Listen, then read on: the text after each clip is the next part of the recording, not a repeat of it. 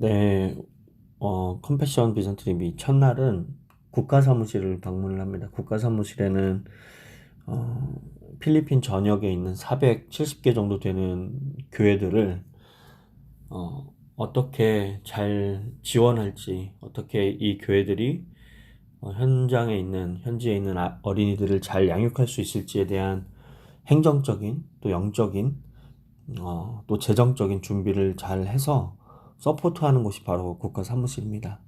그래서 이 국가사무실에는 이 필리핀 전역에 있는 가난에 대한 지역을 조사를 해서 어느 곳의 어린이 센터, 그러니까 교회와 어느 곳에 있는 교회와 함께 협력할 건지 이런 결정들을 하고 교회가 1년, 2년이 아니라 오랜 시간 동안 이 어린이들을 잘 양육할 수 있도록 하는 그 사역의 모든 결정과 진행과 또 피드백과 또 성장을 위한 그런 고민들을 하는 곳이 바로 국가사무실입니다.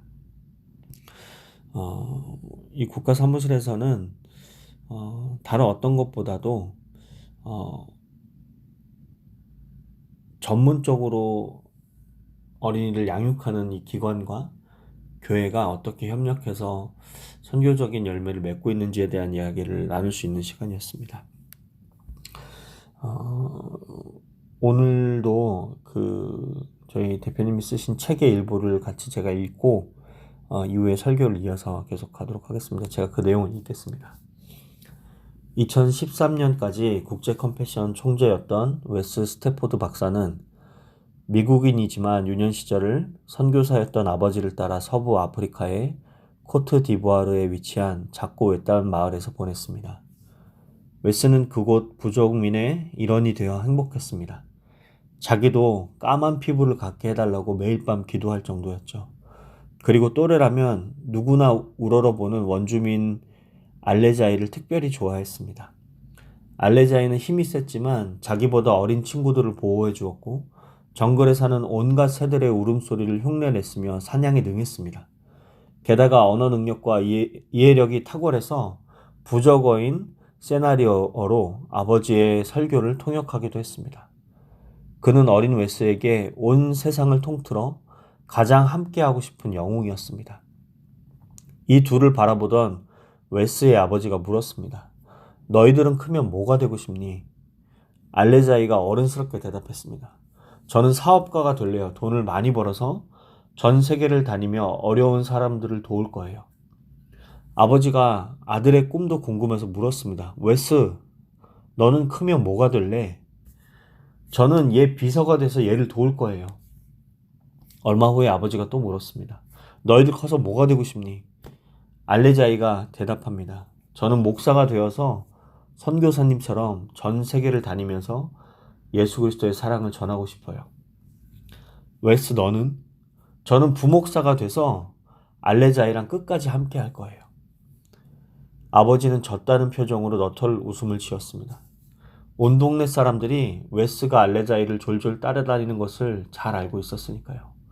이렇게 형제처럼 지내던 두 사람이지만 웨스가 13살 되던 해에 둘은 헤어져서 각각 다른 길을 가게 되었습니다.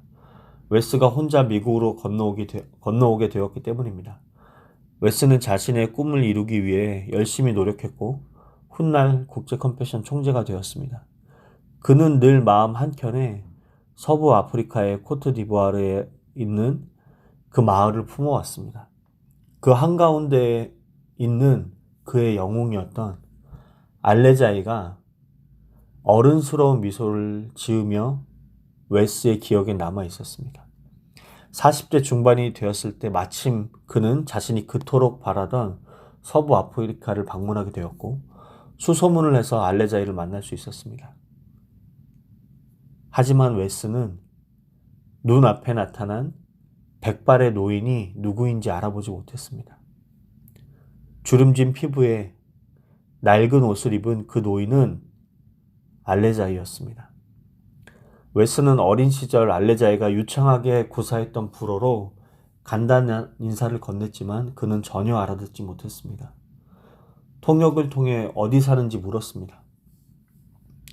정글 안 나무 위에 판자를 깔아놓고 7명의 식구가 살고 있어. 그러면서 알레자이가 웨스의 손을 붙잡고 말했습니다. 웨스, 미안한데 나는 지금 바로 가야 할 것 같아. 해야 할 일이 밀려 있거든.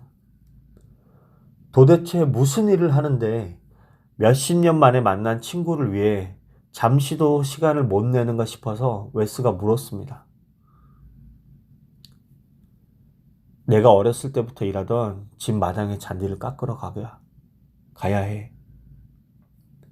웨스는 어릴 때 홀로 미국으로 건너온 이후에 꿈을 이루기 위해 춥고 배고프고 잠 못 드는 수많은 날들을 지냈습니다. 하지만 단 한 번도 하나님을 원망한 적은 없었습니다. 그런데 그때는 가슴이 터질 것만 같아서 원망이 가득 찬 기도를 드릴 수밖에 없었습니다. 하나님, 이것이 하나님 당신의 뜻입니까? 이것이 옳습니까? 저는 그동안 많은 기회를 누리면서 살아왔는데 저보다 뛰어났던 이 친구는 무엇이 모자라서 이렇게 저주받은 인생 같은 삶을 살아야 합니까? 며칠을 울음 가운데 보내던 그 어느 날에 하나님께서 그의 마음속에 한 말씀을 주셨습니다. 웨스야, 내 말이 옳다. 내 말이 옳아. 내 마음도 그렇단다. 나 역시 이 세상에 알레자이와 같은 어린이들이 존재하지 않기를 바란다. 그래서 내 마음을 아는 너를 컴패션에 보낸 것이란다. 웨스는 자신의 이야기를 들려주며 눈물이 가득한 눈으로 저에게 물었습니다. 가난이 무엇인지 아십니까? 가난은 단순히 무엇이 없는 상태가 아니라 하나님의 형상으로 지음받은 아이들이 마땅히 가져야 할 희망과 꿈을 박탈당한 상태를 말합니다. 이런 어린이들을 바라보는 우리 하나님 아버지의 마음을 아십니까?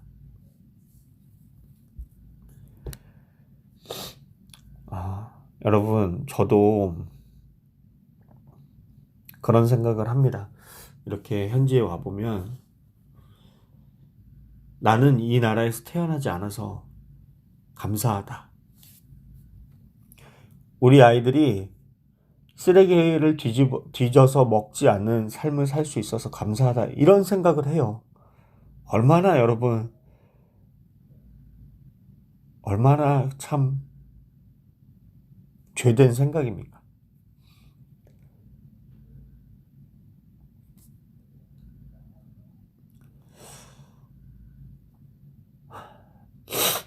여러분,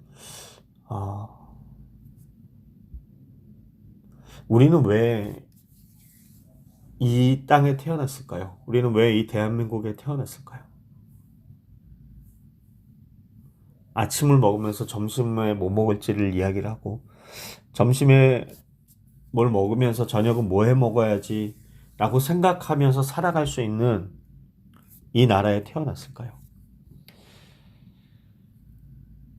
여러분, 성경에 보니까 예수님께서 마가복음 14장 7절에 말씀하고 계세요. 가난한 자들이 우리와 항상 함께 있을 것이라고 예수님 말씀하고 계십니다. 하나님이 이 세상을 만드실 때 그런 가난이 전혀 없고 보시기에 좋았는데 왜 지금은 하나님이 만드신 그 태초에 계획하셨던 것과는 전혀 다른 결과가 낳은 이 가난이 우리와 함께 늘 함께 한다고 예수님 말씀하고 계실까요? 여러분, 우리에겐 책임이 있습니다. 우리에게는 이 땅에 태어난 책임이 있어요.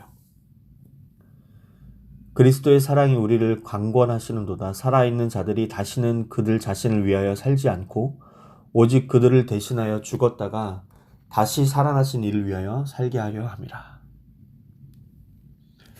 여러분, 이 웨스 스태포드 총재의 이야기를 들으면서 한 가지 질문이 떠오릅니다. 나는 가난한 아이들을 보면서 무엇을 느끼는가?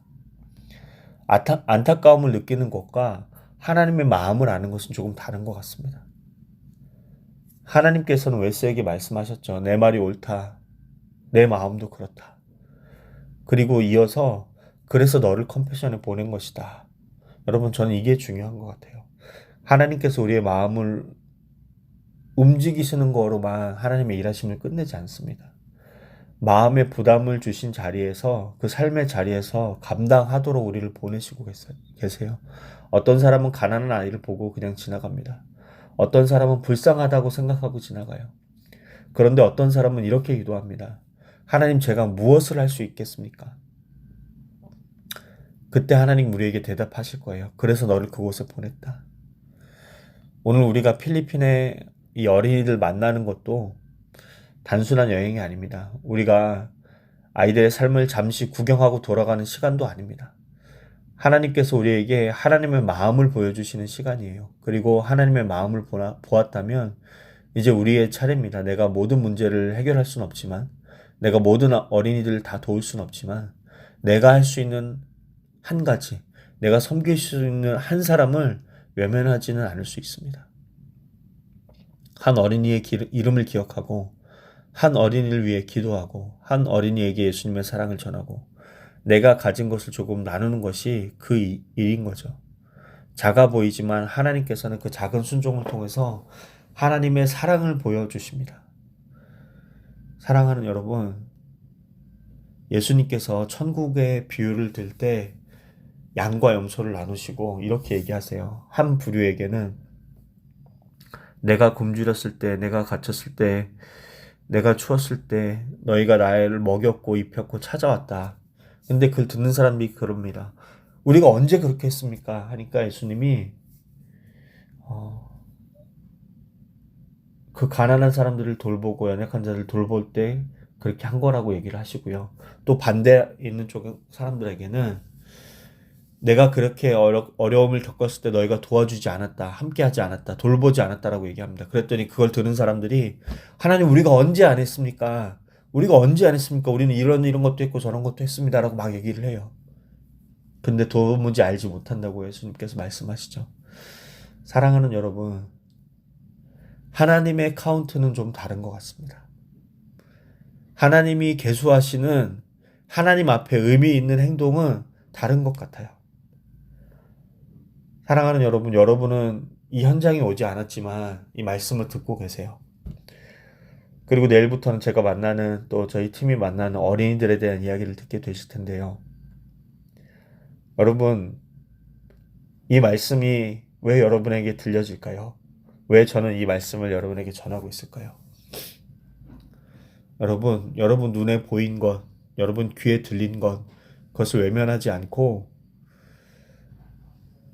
웨스가 그렇게 사랑했던, 웨스 총재가 그렇게 사랑하고 아꼈던